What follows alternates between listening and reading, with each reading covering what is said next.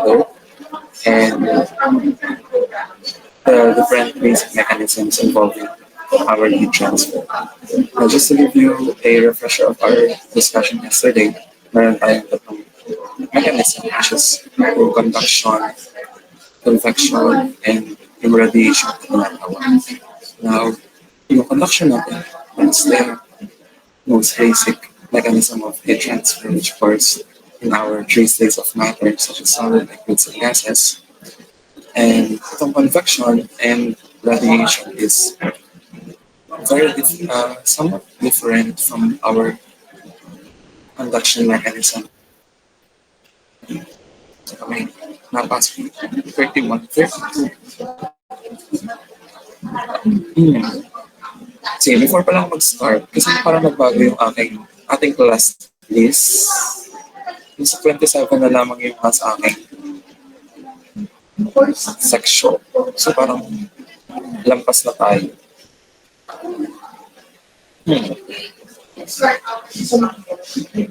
Pag hindi nyo na pakinggan ang inyong pangalan, please double check na kung hindi na kayo naka-enroll sa ating section.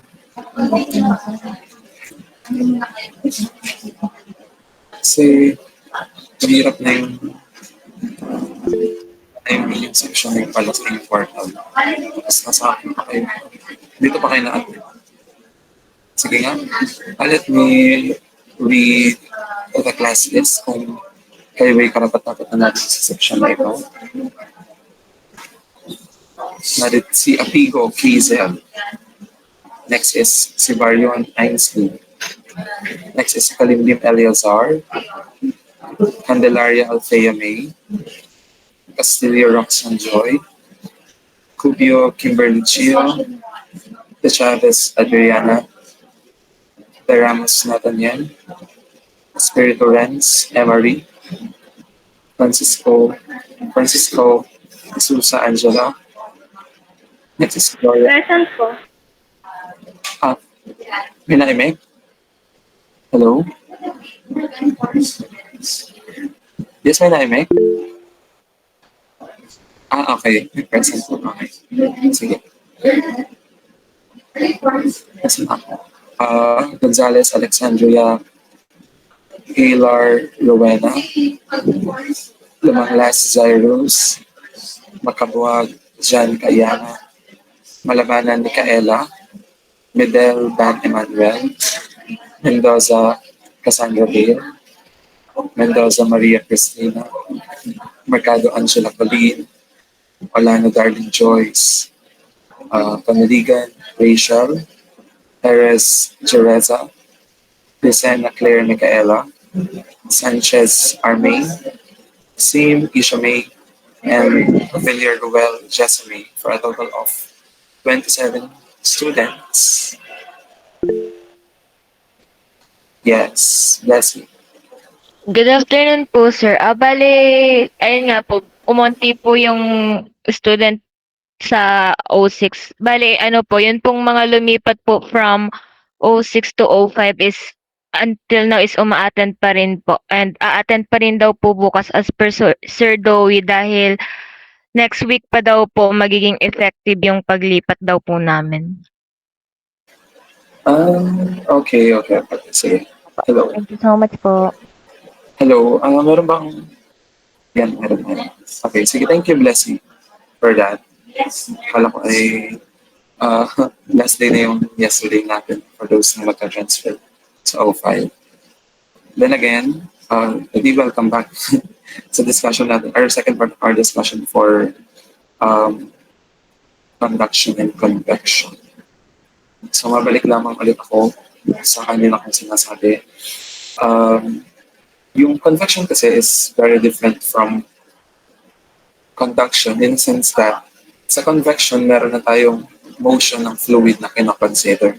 Dito kasi sa conduction, ang ating kinakonsider na heat transfer is yung steady state heat transfer or yung hindi pa in motion yung mga fluids natin or yung mga substances natin. Like for example, ngayon nasa wall natin, nasa slab. And itong dito sa cylinders natin or sa hollow cylinder natin.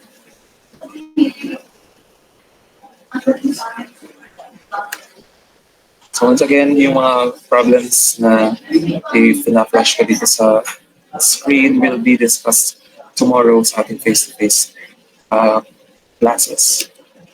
Now let me define what is convection first and what is convective heat transfer. So pagka sinabi natin convection or convective heat transfer, the mode of energy transfer or the mode of heat transfer here is between a solid surface and the adjacent liquid or gas that is in motion. So take note of the word in motion. So dapat po yung fluids natin for us to consider that it is a convective heat transfer, dapat po ay naibo yung fluid natin. So this involves the combined effects of conduction and fluid motion. So di ba, doon sa inyong momentum transfer, you have already discussed or may knowledge, may background knowledge na sa fluid motion. And then, ano po? So dito, the faster the fluid motion or yung bilis ng fluid motion natin is the greater yung convection heat transfer na meron tayo. So, syempre, since mabilis yung motion or yung movement ng particles natin, the transfer, yun, directly proportional kumbaga yung fluid motion natin at yung heat transfer natin dito. In the absence naman of fluid motion, yung heat transfer natin between a solid surface and the adjacent fluid is by pure conduction only. So for example, sa mga tangke, kadalasan naman yung fluid na nasa loob ng tanks natin is not in motion. So kapag hindi po naigo yung fluid natin, we consider that as conduction lamang na heat transfer. Whereas kapag in motion, once again, ito po ay convective heat transfer and iba na po yung calculations involved here sa pag-quantify natin ng heat transfer. Ano po? Now, to better understand convective heat transfer, let's consider this given diagram. Yan. So, baka medyo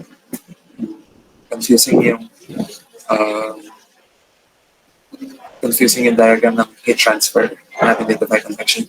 Just simply think of it as yung mga arrow sign dyan, yan yung arrow sign, that is the movement of our air in contact with our hot block. So let's consider a hot block or the cooling of a hot block by blowing cool air over its top surface.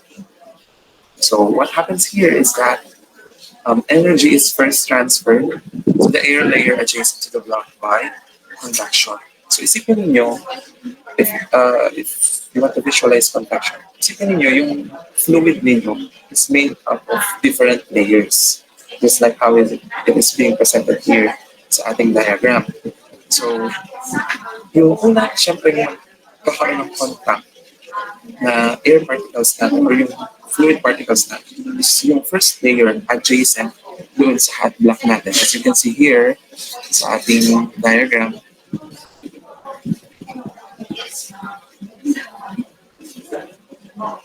this part, ito yung nagkakaroon ng unang heat transfer via convective forces.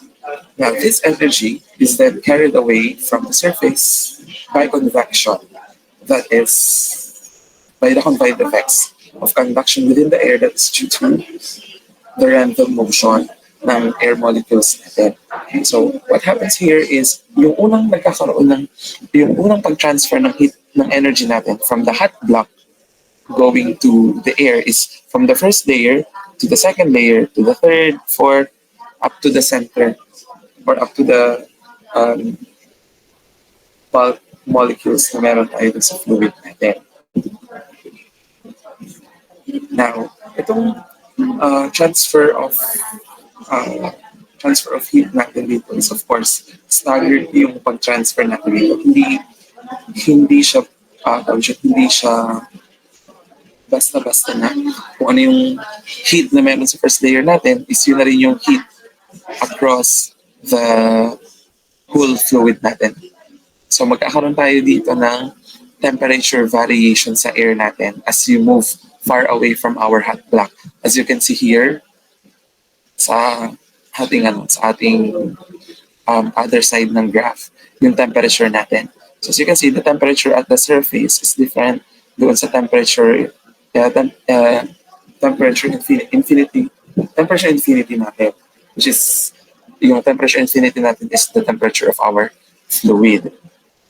So mahalaga na makonsider natin or malaman natin yung surface temperature ng hot block natin and yung temperature ng fluid natin for us to determine the heat transfer between our solid and our fluid in motion. Now, itong convective heat transfer natin, meron tayong dalawang types ng convection.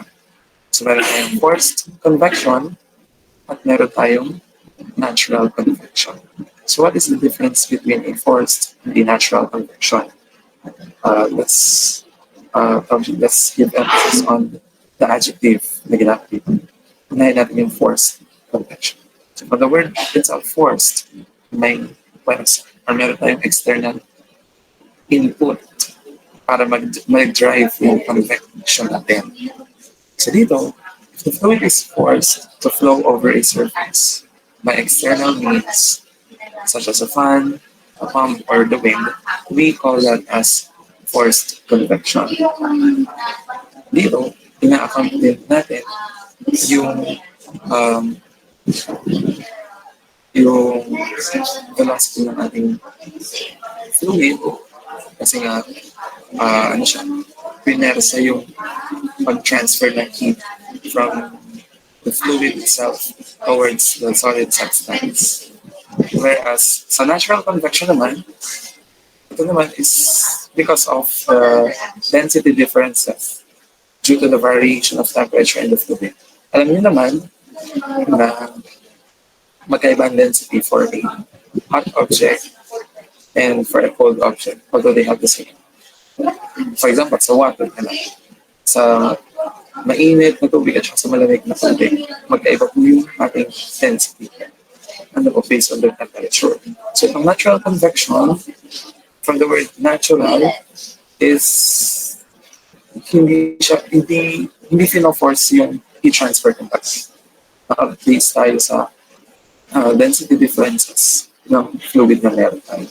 So to illustrate yung forced convection and a natural convection, take a look at this diagram. So meron tayo dito hot egg. Let's consider the hot egg as our solid substance and air as our fluid in motion. So syempre, if you wanted to cool down your hot egg, mas mabilis, you will use or you will have to use an equipment such as a blower pump to fasten or to hasten the heat transfer from our fluid to the solid substance. Kapag naman sinabi natin natural convection, just by looking at our diagram, nakalagay lamang yung hot egg sa isang, for example, on top of the table, and then you let the temperature difference in the fluid surrounding the solid substance to transfer the heat from the fluid or from the hot egg towards our fluid. Kasi nga, sabi natin, ang movement ng ating heat is from a hotter place to a colder place. So dito sa forced convection, ang nangyayari is that yung energy from the hot egg is being transferred doon sa fluid natin in motion, which is the air, para ma-carry away ng air yung energy na initially ay nasa hot egg natin.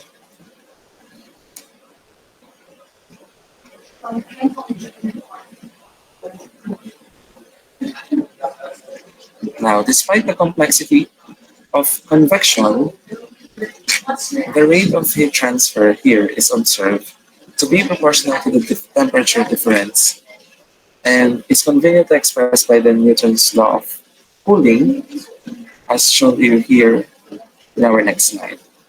So this formula uh, governs our convective heat transfer. As you can see, very simple lamang yung formula na meron tayo sa convective heat transfer. Pero huwag kayong mapauto dito sa formula na ito. Kasi actually, convection is the most difficult mechanism to para maintindihan. Na maintindihan. Kasi there's a lot of factor na nag-hinder or rather maraming factor ang nag-play effect sa ating heat transfer dito. So, mamaya pag-usapan natin isa-isa mga nag-play in effect dito sa dito sa convection heat transfer coefficient natin. Yan kasi guys ay hindi agad available yung exact value ng H natin. Maraming factor na nakaka-affect dito sa heat transfer coefficient natin since this is not a property of a fluid. Kasi di ba, kung gusto natin malaman ang iba't ibang properties ng fluid, we just have to base on the temperature of the fluid to get the different properties. Like for example, siguro naman na-encounter nyo na sa table nyo sa chapter 2 ninyo sa period si water, yung different values na meron kay water. For example, its density, its diffusivity, its thermal conductivity, its specific heat, etc. etc. Yung mga properties na yun, nakabase tayo dun sa temperature na meron tayo sa fluid. But here, the heat transfer coefficient is not based on our temperature.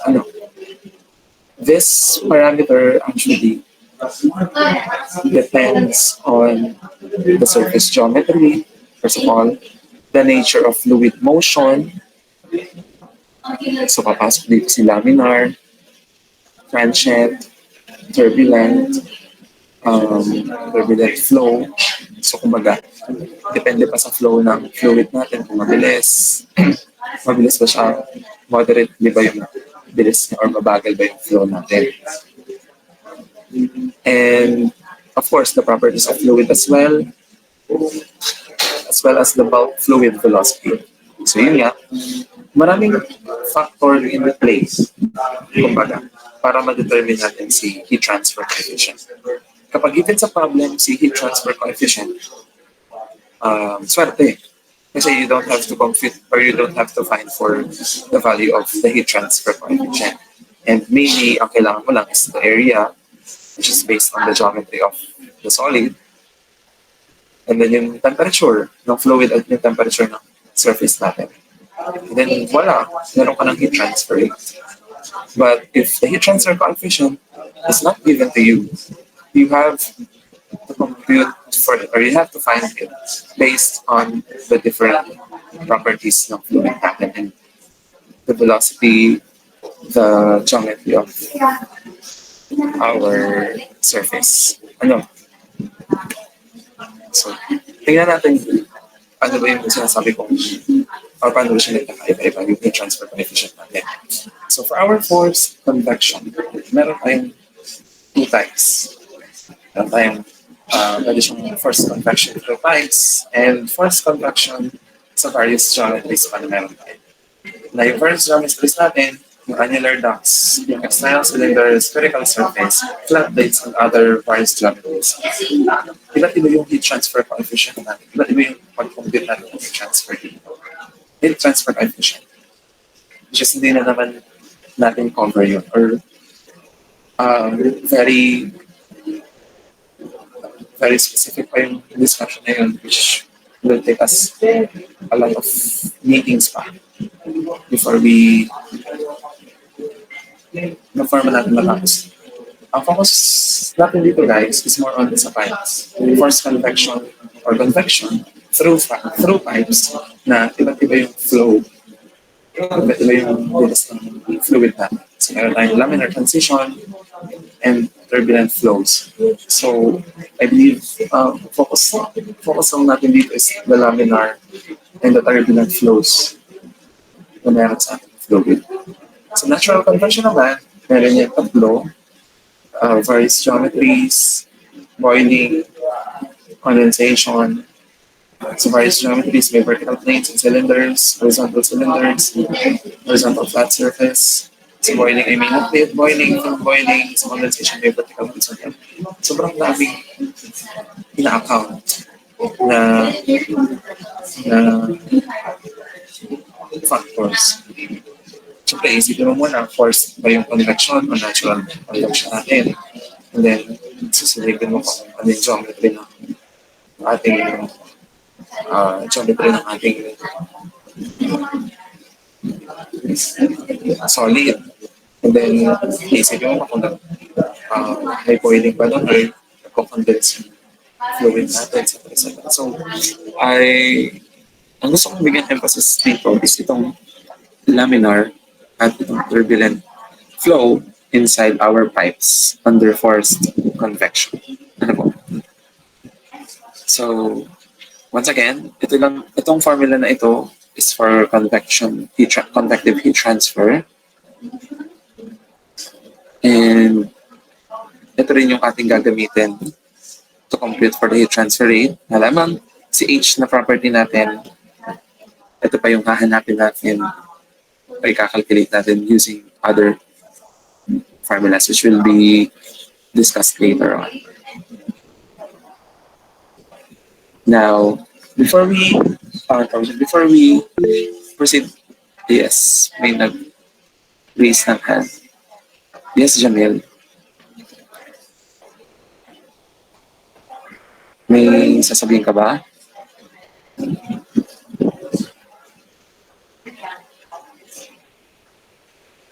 So, ano po nagva-vary or tumataas? Ang temp at Q? Yes, kasi directly proportional as you can see naman sa formula natin. Yung Q ay nataas, depende sa temperature. Yung heat transfer kasi natin nakabase sa temperature natin. Pag malaki yung temperature difference, malaki yung heat transfer natin. If yung temperature difference between the surface and the fluid is very little, edi malamang maliit lang din po si Q.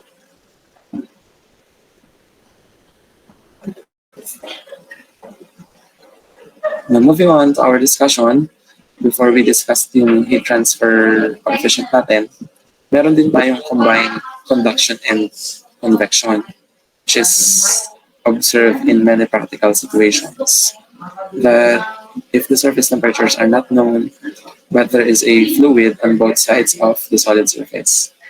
So for example, sa pipes natin, commonly itong combined conduction and convection is observed sa heat exchangers natin na merong fluid sa labas ng pipes and meron ding fluid na nagfo-flow inside the pipes itself.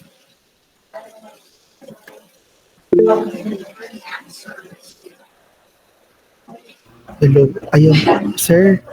Yes. Ayun, hindi Hello. po kasi gumana yung mic ko kanina. May ipatanong po sana ako. Pwedeng pabalik po dun sa previous, dun sa kabilang slide po. Saan dito? Ayun, gusto ko lang pong tanungin, dun po sa natural convection, yung under po ng boiling and condensation, what does it mean po dun sa nucleic boiling and film boiling? Saka dun sa condensation po na vertical and horizontal. Yung condensation na vertical and horizontal, if I'm not mistaken, is naka-base siya dun sa orientation ng ating pipes. And then yung boiling natin is nakadepende sa nakadepende sa molecules involved dun sa boiling natin. May ano pa kasi yan may specificities pa yan. So I suggest na you do your research on this na lang sa boiling and condensation since hindi nga ito yung focus ng ating discussion.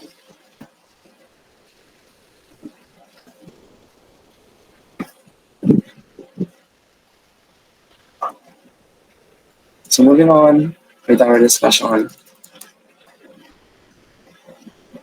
combined conduction and convection. So yesterday, I have given to you the formulas for conduction, ano, and pagsasamahin natin yung ating formulas for conduction and convection or electric transfer. Sagot lang. May urgent pang nag-message.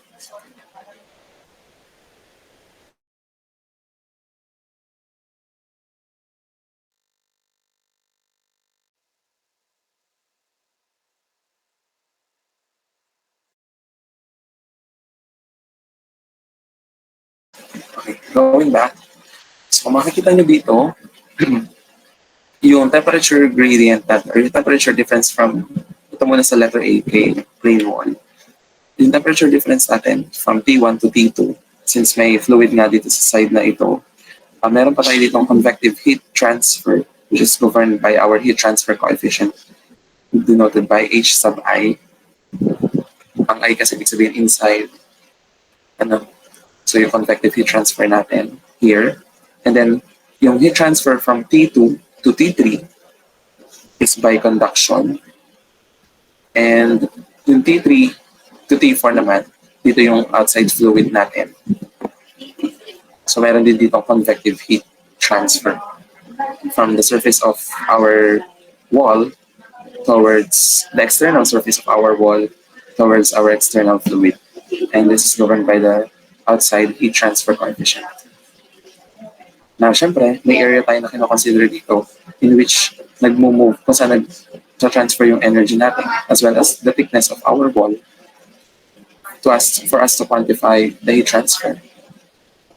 Now, dito naman sa plane, dito naman sa letter B, sa cylindrical wall, just like our plane wall, may outside fluid tayo and may inside fluid tayo, inner fluid. Then meron tayong external surface, internal surface. So, ang nangyayari muna is from our pagka mainit na nasa labas, syempre, ang movement is from outside towards inside. Kapag mainit naman yung nasa inside, it's from inside to outside yung movement ng heat natin. Now, meron tayong convective heat transfer sa labas, papunta dun sa walls natin via conduction. And then from the internal surface of our pipes, papunta naman sa fluid na nasa loob ng pipes natin. Another convective heat transfer meron tayo dun.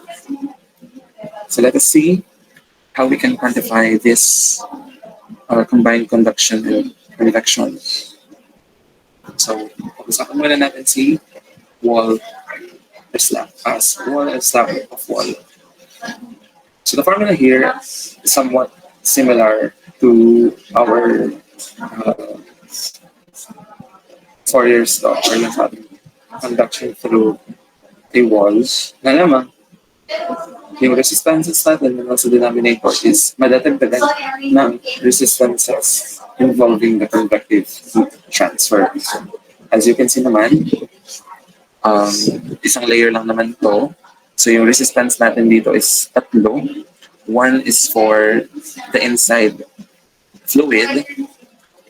The next one is itong delta X sub A over K sub A times A is for the resistance na nag-o-occur sa ating material or sa ating wall.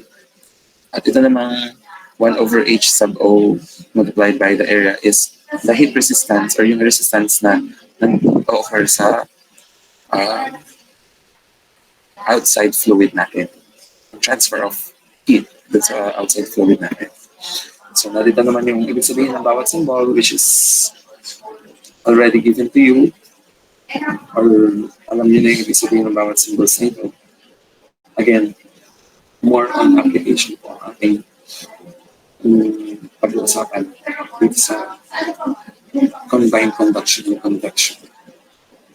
So, basta tatandaan niyo lagi sa mga transport properties, lagi pong driving force over the resistance. Resistances, if madami.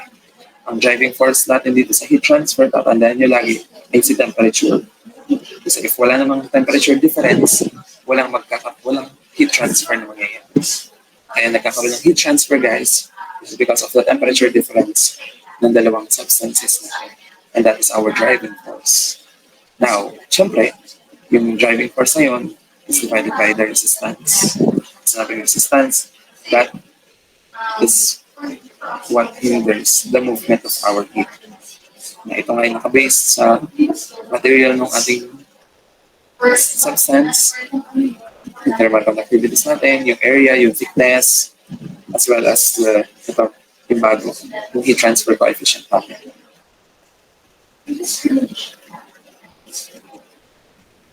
Now, another formula for our combined conduction and convection that we can use is itong si Q is equals to U A delta T overall. Since combined conduction and convection tayo, ito naman ay yung U is just simply our resistance natin. Since tinawag lang natin siyang overall heat transfer coefficient, since pinagsama-sama na natin dito yung resistances natin na nakalagay naman dito, nakanote naman dito ang ibig sabihin ni U, which is equals to 1 over 1 over HI plus delta XA over K sub A plus 1 over H2. Kung mapapansin ninyo, dito, nilabas lang natin si area, and then we combine their resistances na meron tayo. So don't be confused, yung U is parang lang din naman yan si H. Nga lamang, since combined conduction and convection tayo, we have to consider the overall heat transfer coefficient, which is combined yung conduction and convection natin. Kasi sometimes, ang tinatanong sa inyo ay, what is the overall heat transfer coefficient? Adi, this is the formula for that. Para sa wall at saka sa slab.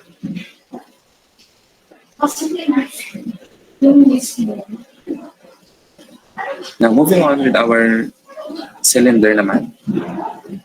So just like our yesterday's formula for conduction through a hollow cylinder, once again, driving force over resistance tayo. Yung temperature natin is our driving force.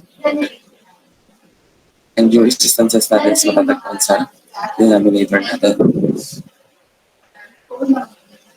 Now, here, meron tayong, yung pa rin naman, convective heat transfer coefficient.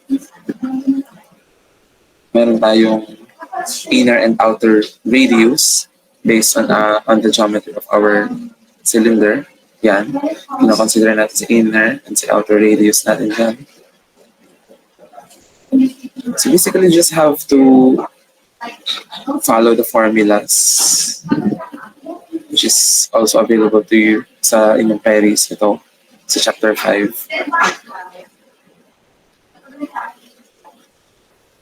And here are the problems that we will be solving tomorrow during our discussion. So if you can, or if you want to try solving this in your homes, or kung saan man kayo naroon, you can try to compute for the overall heat transfer coefficient, the TR value, and the heat loss per unit area. Si R value natin, guys, that is the resistance, yung hinahanap, yun yung isang hinahanap dito.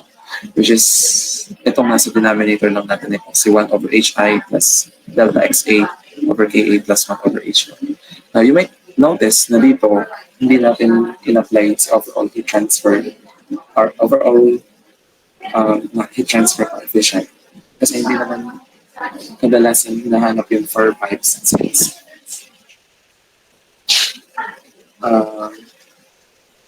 Ina-account din natin dito yung mga kadalasan mga insulators, etc. So, since hindi naman kadalasan hinahanap, huwag na natin pag-usapan. yung mga common lamang yung mga scenarios, situations, mga pag-uusapan dito. So ito naman yung problem 4, heat loss by the tube. So the combined conduction and convection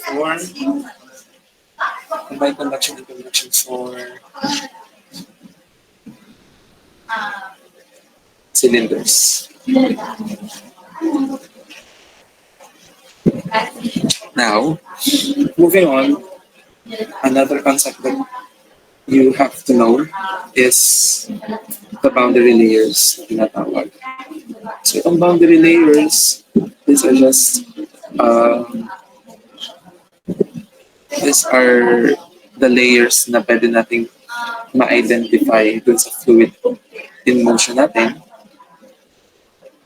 And itong boundary layers na ito is more on, ano naman, the concept side of heat transfer. So meron tayo ditong dalawang layer, the velocity boundary layer and the thermal boundary layer na tinatawag. Kasi sinabi natin velocity boundary layer, this is the region of flow above the plate, bounded by a certain distance from the plate, in which the effects of the viscous forces caused by fluid viscosity are felt. Now, yung fluid kasi natin, meron kasi siyang retardation na tinatawag sa mga layers ng fluid natin in motion. Hindi naman siya kadalasang ano na, basta na lang flow kumbaga. May shear forces tayo consider dito kapag pinag-uusapan natin ng fluid in motion. So kaya kung papansin niyo dito, yung velocity kasi ng ating fluid at the surface of our solid is 0. Again, because of the shear forces of na meron na present sa ating fluid, which is yung viscosity natin. Diga. Kasi naman natin viscosity, that is the resistance to flow. So that hinders the movement of our motion ng fluid dito sa surface ng ating solid.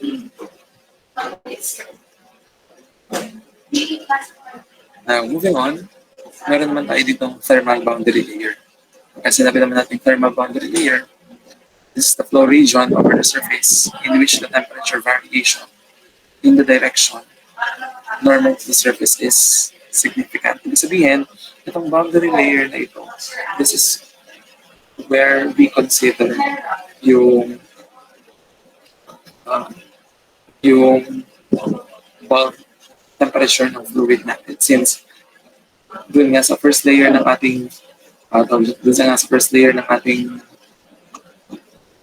fluid in motion is hindi ka agad rather hindi equal yung temperature ng fluid natin na nasa surface dun sa overall temperature ng fluid natin. So itong si thermal boundary layer na ito yung nagdidictate sa region na kung saan yung temperature variation between the first, second, third layers of our fluid in motion is significant.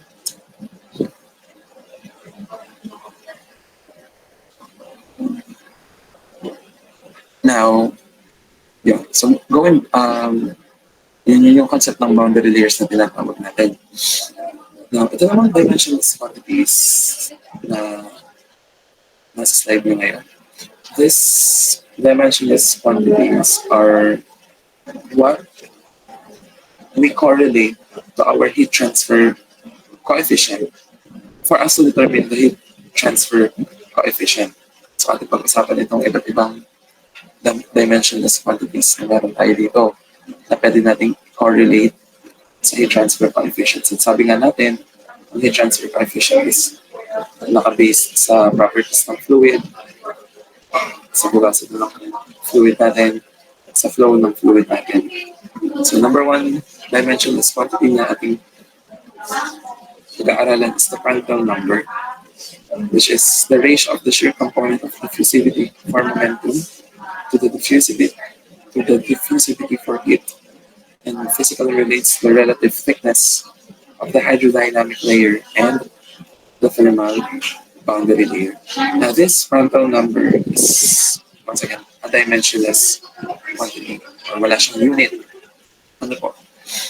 So, this Prandtl number consists of the specific heat of the fluid, the viscosity of the fluid, as well as the thermal conductivity of the fluid, since these properties of fluid affects the heat transfer na meron tayo via convection or via convective process. His Prandtl number is also available sa inyong various formula nito, as well as in values, of course, for the specific heat, viscosity, thermal conductivity. Ang main focus natin dito is, of course, we have to know the temperature of our fluid para malaman natin itong iba't ibang properties na meron tayo. Next naman, after the Prandtl number is the Nusselt number na tinatawag. This is used naman to correlate or to relate the data for the heat transfer coefficient H to the thermal conductivity K of the fluid and a characteristic dimension D. Na yung characteristic dimension natin dito is naka-base sa geometry ng ating solid. Now, for example, sa pipes natin, D is diameter. Now, as you can see, meron tayo ditong nandito na yung si heat transfer coefficient. So, ginagamit natin si Nusselt number to find the heat transfer coefficient based on our thermal conductivity, which is, sabi ko kasi, yung resistant force na meron tayo sa heat transfer natin. So, mahalaga itong si Nusselt number para mahanap natin si heat transfer coefficient. So, yan. Punta na tayo ngayon dito sa formula na ito. Si Nusselt number natin is also used to relate the Reynolds number, the Prandtl number, as well as the fluid viscosity at the bulk temperature and the fluid viscosity at the wall temperature. So, diba, yung una ay ang alam niyo lamang ay itong HD over K. Ano po? Si Nusselt number din is equal to itong 1.86, etc. etc. Pwede natin i-equate itong HD over K, K 1.86 times the Reynolds number, Prandtl number, P over L raised to 1/3 times the ratio of our fluid viscosities at different temperatures raised to 0.14. Now this formula, guys, is used to find the heat transfer coefficient for laminar flow inside a pipe. So, mahalaga po na makompute muna natin si Reynolds number for us to determine whether our flow ba is laminar, nasa laminar flow ba siya, transition flow ba siya, or nasa turbulent flow ba siya. So, mas maka-appreciate mo itong formula nito if may apply natin siya sa problem to find the heat transfer coefficient. Once again, siguro naman na-encounter niya si Reynolds number So, ito siya si N sub RE. Si Prandtl number, which is yung kanina nating nag-usapan. Si D ay si pipe diameters, L is the pipe length, since ang ating geometry nga dito ay pipe. And then si mu, the symbol mu is used to denote the viscosity. And then, of course, define viscosity from the bulk average temperature or yung fluid temperature natin. And then, the viscosity at the wall temperature naman. So, lahat ng properties na ito, itong si thermal conductivity, as well as the properties found sa Prandtl number natin, yan, Cp, viscosity dito, and then si, again, thermal conductivity, is mahanap natin using the bulk average temperature of our fluid. So para mahanap yung mga properties na iyon, ang kina-consider natin na temperature is the fluid temperature. And then ang naiba lamang dito na property is say mu sub W, which is the fluid viscosity at the wall temperature. Once na nalaman nyo na yung Reynolds number ninyo, si Prandtl number ninyo, and then of course kadalasan given naman si D, si L, yan. You can now find for the heat transfer coefficient, which will be used doon sa unang formula natin for convective heat transfer, which is Q is equals to H times A times the surface temperature minus the fluid temperature. Once again po, ito po ay for laminar flow inside the pipe. For a turbulent flow inside the pipe, ito naman po ay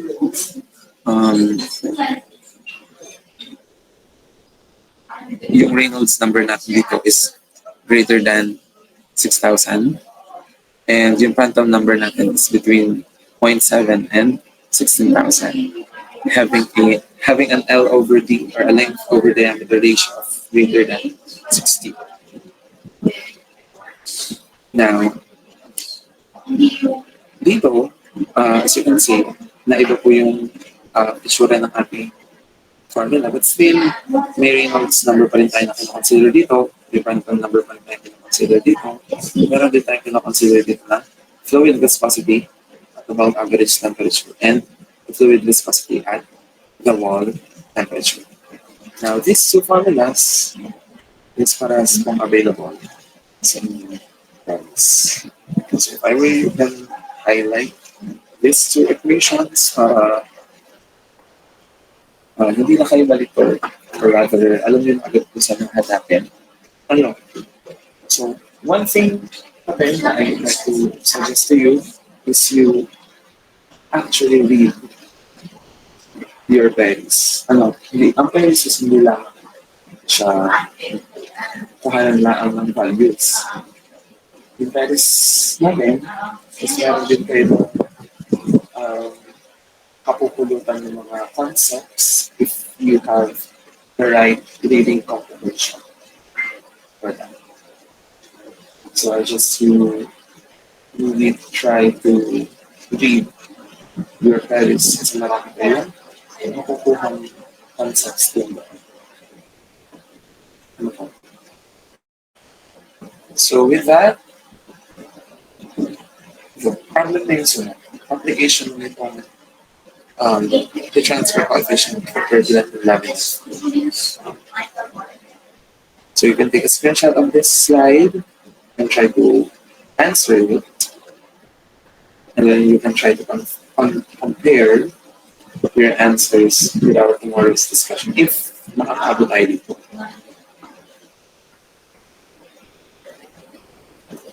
So yung turbulent flow, ayun, turbulent flow lang pala meron. Fourth law of probability. So, yun, hanggang dito lang muna yung discussion natin. Since ang coverage lang natin right now is yung conduction and political transfer.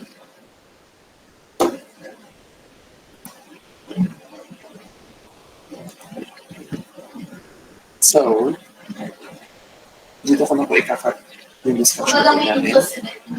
Thank you for listening, and I hope you've picked up something new with our discussion. Tomorrow sa ating problem solving, siguro namin ko mas ma-realize or mas malalaman out. You can use this formulas na discuss ko sa inyo yesterday as well as so yun lamang. Take a dance for us. Goodbye.